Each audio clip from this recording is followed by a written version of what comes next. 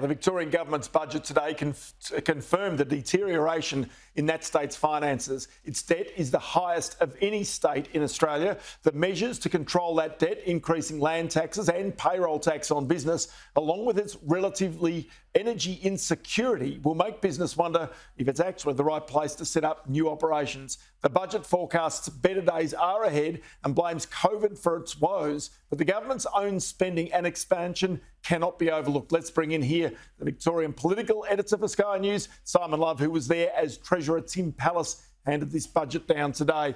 Many thanks for your time, Simon. The backdrop of this is they squarely say this is all about COVID, but beneath this, there is actually more to it. This is partly about the government's own spending over a long period of time. Absolutely, and I think the government's spending over so much time has really been underwritten on infrastructure. So when COVID came along, it essentially asked to borrow up to $24.5 billion. And what's happened?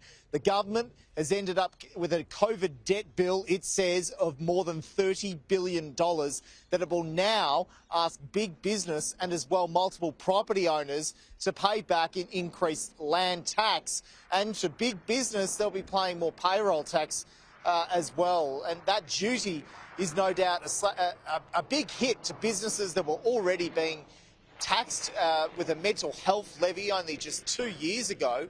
So this will be another further burden on business in Victoria. Now, the reaction has been coming thick and fast from ratings agencies. We've been hearing from S&P and Moody's, who maintain their view that Victoria should be on a AA credit rating. Of course, Ross, before COVID, Victoria was at a AAA credit rating that it really revered and it had a lot of pride in. But the ratings agencies believe it would take up to a decade for the state to get back to that sort of footing.